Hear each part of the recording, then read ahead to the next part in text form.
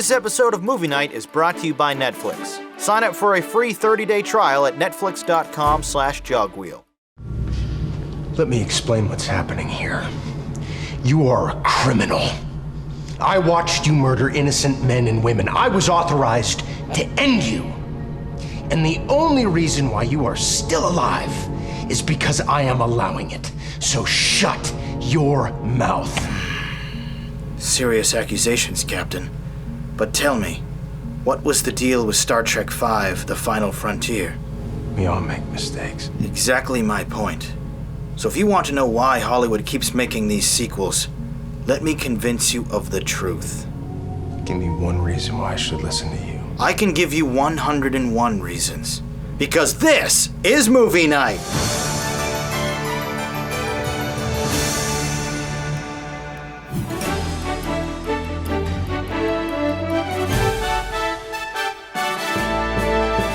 Hello and welcome to the Season 4 finale of Movie Night, YouTube's most viewed movie review show. I'm your host, Jonathan Paula. Tonight we'll be reviewing 3 brand new sequels, parts 12, 3, and 6 of their respective franchises, as well as an early review of an upcoming heist feature.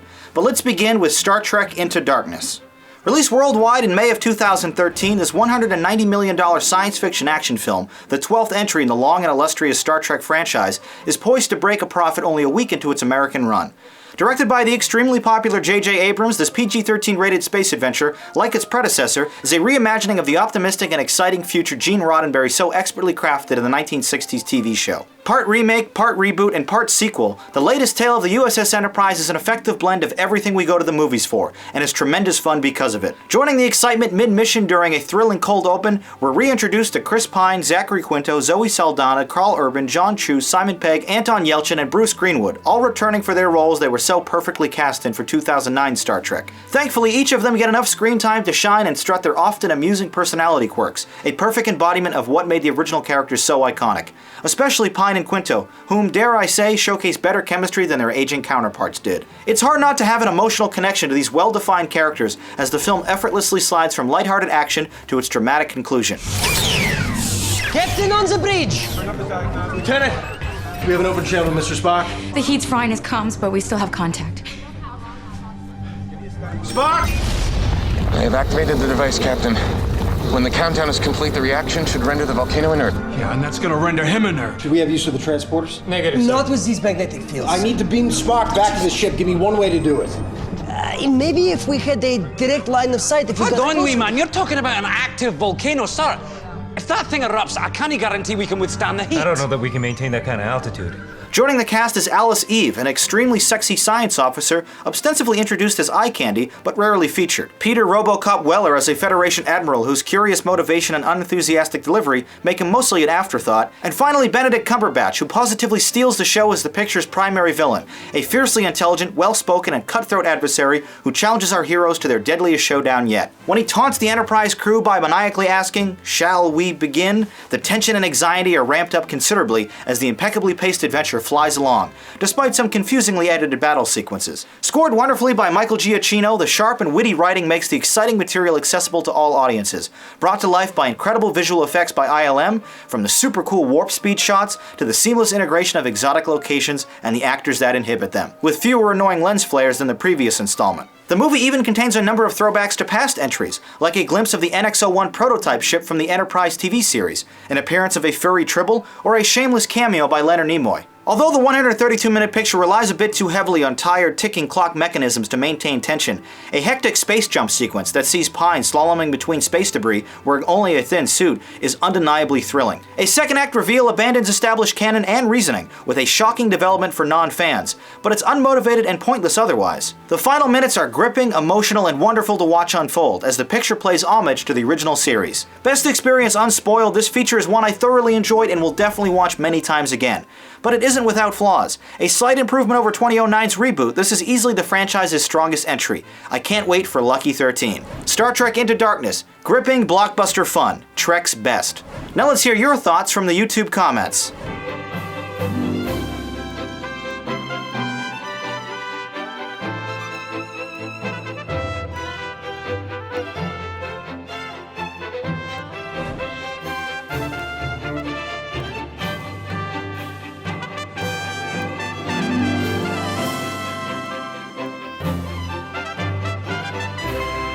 Our scores for Star Trek Into Darkness on the Ratematic: 2 9s. Praising Cumberbatch, the visuals, and humor, 72% of the vote was split between the highest scores. You thought it was awesome.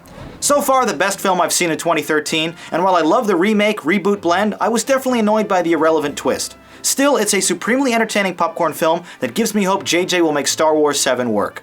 I too thought it was awesome. Next up, The Hangover Part 3. The supposed final chapter of the unlikely trilogy was released nationwide on May 23, 2013, and produced on a budget of $100 million by director Todd Phillips, returning for his third picture. Bradley Cooper, Ed Helms, and Zach Galifianakis are back as the Wolfpack in their most contrived adventure yet, after newcomer bad guy John Goodman sets up the lengthy exposition. The string of goofy hijinks and escapes takes us from a giraffe beheading on the highway, to a prison escape in Bangkok, to stealing gold from a Mexican villa, to fighting with angry roosters in Tijuana, to reuniting with old friends from Part 1, Heather Graham and Mike Epps, to rappelling off the side of Caesar's Palace in beautiful Las Vegas. While many of the funniest moments were ruined in the trailer, it's great to catch up with these familiar characters, even if the extremely annoying Ken Jeong as the foul-mouthed Asian troublemaker is an acquired taste. After his Oscar-nominated turn in Silver Linings Playbook, I suspect this role may now be beneath Cooper, but he and the rest of the cast all do a fine job with the outlandish material, which feels more like a lighthearted caper picture than a true comedy. And then it's done. Hey, Phil. Alan, not now, but I need you, Stu. I can't do this alone. Do what alone? We have no idea where he even is. Phil. What, Alan? Well, I was just gonna say, I got this strange email the other day. I wasn't sure what it meant, but now I think it might be from Chow. Fatty, feels good to be out. I'm close by. Tell no one. I'll be in touch. Ciao. This says Chow. How did you not know this was from Chow? At the time, I thought it was Chow like goodbye. You know, like Ciao, Arrivederci, Sabaro, Papa Ciao. I'm writing him back. The first movie was inventive and original. The second was a shameless rehash, and the decision to do something different here is commendable, but results in a much unfunnier vibe. Indeed, there's no actual hangover until a post-credit sequence, and is honestly the best part of the whole R-rated movie. Because the investigation heist-style plot bounces around so much, the 100-minute feature isn't able to maintain consistent pacing or urgency. Not a film I'm dying to watch again, but certainly not one I regret seeing. This is a decidedly average comedy that fans of Galifianakis or Jeong will likely enjoy. But for those not amused by their unwilling criminal exploits and misadventures, this experience feels more like a chore with likable protagonists, who are thankfully far more redeemable than in previous installments. A quick montage at film's end is a terrific nod to the earlier movies, and a fitting ending to the trilogy. A well-made comedy that inspires more chuckles and smiles than actual laughter. The Hangover Part 3 is an amusing resolution to crazy nonsense. As with most new reviews, we don't have any audience feedback for this one, but I'm scoring The Hangover Part 3 a 5. If you've seen the first two, you should consider seeing this as well. It was enjoyable, but never impressive. The textbook definition of an alright film. And now for tonight's poll question, what's the best film trilogy? Leave your response as a comment below. Third up tonight, Fast and the Furious 6. The sixth entry in the inconsistently titled ensemble action racing franchise, this $160 million film from director Justin Lin was released worldwide on May 24, 2013. With nearly everyone from Fast 5 returning, Vin Diesel and Paul Walker again reprise their now well-defined characters in their fourth and fifth appearances respectively. The gang of street racers turned international heist criminals are brought out of retirement exile by DSS agent Dwayne Johnson, who promises pardons and information on the previously deceased Michelle Rodriguez in exchange for help taking down new-coming villain Luke Evans, an undeveloped bad guy hell-bent on chaos and cars for reasons never actually explained. Regarding the sexy tomboy and his former lover, Diesel explains, "You never turn your back on family, even when they do."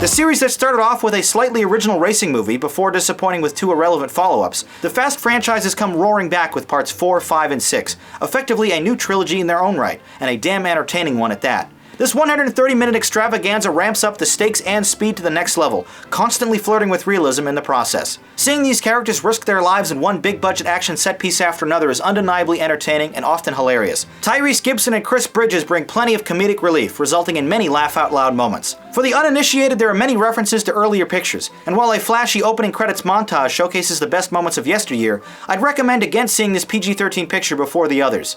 Coming full circle with the fourth title, the acting, music, tempo, and visuals are all top-notch, and Lynn's directing keeps the fast-paced thrills easy to understand and follow, especially one awesome sequence where the group uses a Mustang as an anchor to take down a car-crushing tank speeding down a highway. Later, a climactic chase on an impossibly long runway sees our seemingly invincible heroes defying physics when they attempt to crash a giant cargo plane. Keeping in fashion with previous entries, a post-credit sequence gives further backstory to a scene in Tokyo Drift by setting up an applause-worthy cliffhanger for the already confirmed 7th installment. An almost self-aware, over-the-top thrill ride with plenty of babes, explosions, hot rods, and excitement, this is a ridiculously enjoyable and rewatchable movie, even if it is occasionally brainless popcorn fun. Fast and the Furious 6. Unbelievable action that's furiously exciting. Now let's read a few of your reviews from the YouTube comments.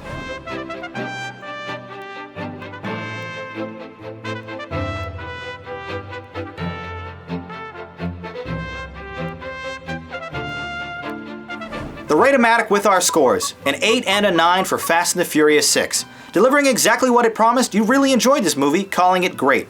I've been a fan of this franchise since the beginning, and it's only gotten better as it's evolved over the years. On par with Fast 5, I thought this movie was awesome. Now on a first ever for this show, let's review a film that isn't even out yet. Now You See Me.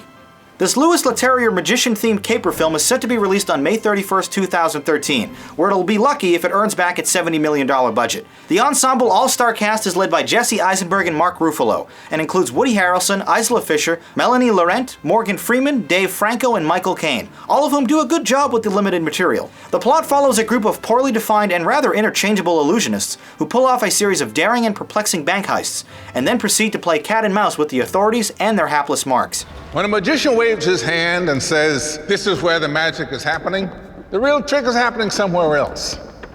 Misdirection, a basic concept of magic. Not interested in the concepts of magic. I want to know how they robbed a bank. You're an idiot if you think they robbed a bank. But don't take my word for it. How about a trip to Paris? Step right up. When you're ready to go to Paris, just say the magic word. Blow me? That'll suffice. The first act of this clever 116-minute drama is fast, inventive, and interesting, which goes against convention by featuring the big heist early on. Even the featured magic tricks are neat, and actually work on the audience. After the magicians are taken into custody though, the always neurotic Eisenberg taunts the FBI by quipping, "You have nothing up your sleeve and you know it." From there, the film descends into an inconsistent, poorly paced, and even confusing story, including a 25-minute stretch where the protagonists don't show up at all. There's no dramatic irony either, as most of the misdirection and clever illusions are unknown to us as well, making even the coolest parts of the movie feel like a surprising gimmick rather than a meaningful plot device. A pseudo-intellectual investigative thriller that pretends to be a thinker, this PG-13 movie is ultimately a disappointing one, no matter how well acted or directed it is. The visuals, however, are clean and captivating, and Brian Tyler's score keeps things dramatic. But there aren't any characters worth rooting for. All of the action seems motivated solely for sport. A last-minute Kaiser Soze-style twist adds nothing but contradictory confusion to what was already a lackluster adventure, ensuring audiences will be more annoyed than entertained. An average and generally unbelievable movie I probably won't watch again, this movie still provides for some fun, especially if you're a fan of the actors involved. Now You See Me. Inconsistently interesting illusions and drama.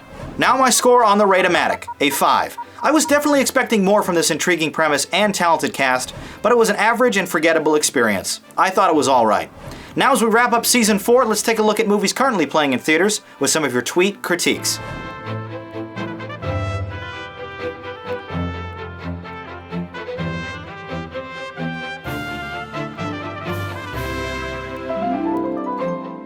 If you see a new movie in theaters, tweet your review with the JPMN hashtag as we continue our ongoing conversation about movies during the summer. And be sure to follow me on Twitter or Facebook for updates between episodes and to help decide upcoming reviews. As the show takes its annual summer break, rest assured I won't be going away entirely. I hope to post at least one episode a month, focusing on some of the bigger and more anticipated films released between now and November. I just want to take a hiatus from the weekly grind while I focus on some new projects and old shows for this channel, which thankfully got an official name change to Jogwheel earlier today. Much of this show has changed since I first launched it in 2009, but film has always been a passion of mine. So again, thank you for your support over the years and making this YouTube's most viewed movie review show. Just this season, we reviewed over 100 films together.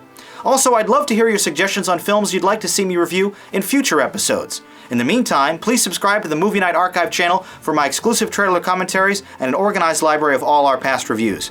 My name is Jonathan Paula. Thank you for watching Movie Night. I hope to see you right back here for the next episode.